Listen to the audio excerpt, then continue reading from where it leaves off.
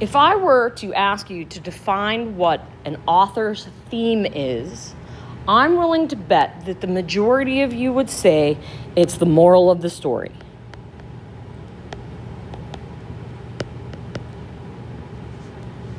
So when I say the moral of the story, to kind of define or expand on what that means, what I'm saying is basically that the author is passing some sort of judgment or telling us, the reader, that we should or should not do something.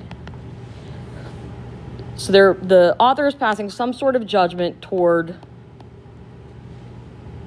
human nature or about human nature. Okay? So, for example, if I'm thinking of The Outsiders, a possible theme using that definition would be people shouldn't judge others based on social class.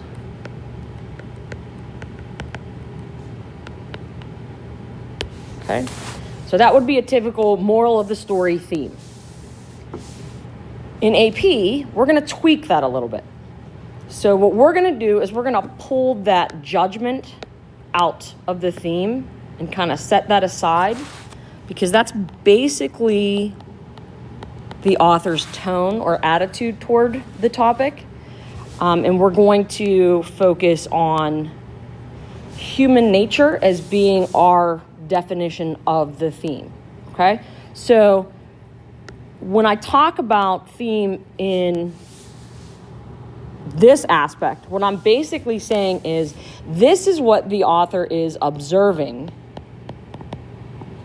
about the human condition or about human nature. Okay. So that's the reason why I'm focusing on the word observing, is because that's neutral. Because we've removed that tone, that judgment. We're going to talk about that at a different point when we get into deeper analysis. So the first thing I need to do is to be able to figure out what exactly the author is observing. And in order to do that, the easiest way to do that, and I know you guys will be so excited, is to use the contexts. So I'm going to use those contexts that we talked about a couple videos ago to identify what the motifs are in a piece of literature. Now, if I were to be talking about, like, if you were to do like a Google search on motifs, what you would probably hear is, or read, would be people using theme interchangeably with it. And it's very frustrating because they're not the same. Not in literature anyway. So in art, a motif would be like a repeated image. But in literature, a motif is a topic that is repeated throughout the story.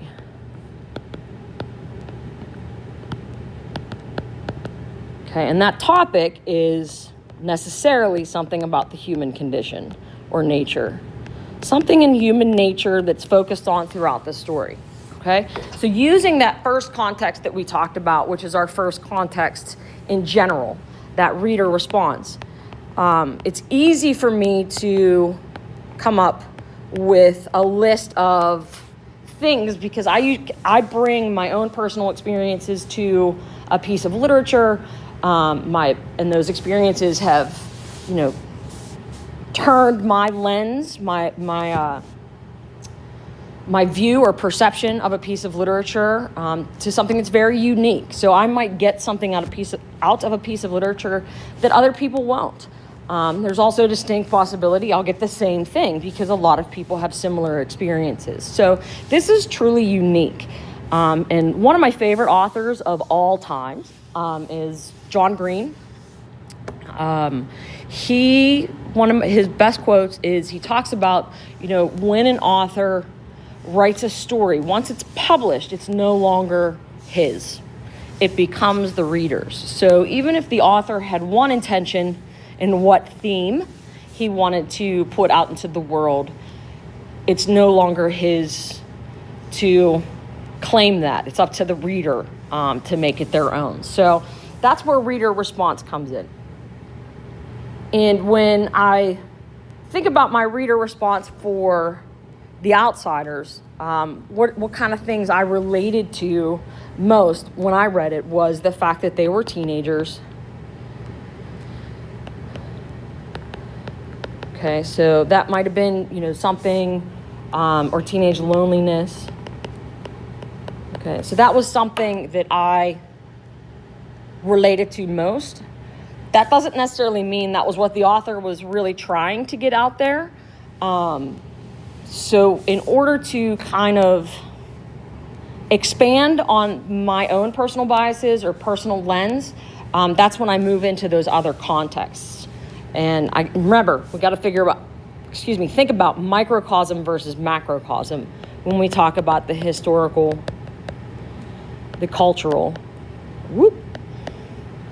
and the gender. Okay?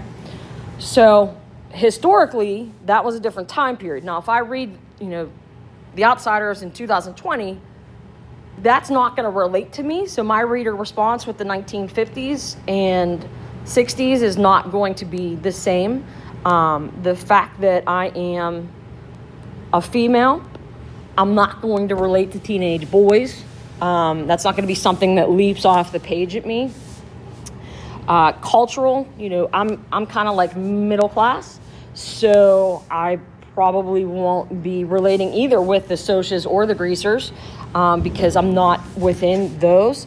So that's not going to be my initial jump or attachment to that. So this is why I would use these contexts to figure out what S.E. Hinton was trying to get at. Okay, so considering the historical, and we're talking about the 1960s, is S.E. Hinton focusing on something that was going on in the world there? Now, with cultural, was she focusing on, some wealth issues? Or was she, talking about teenage boys in specific?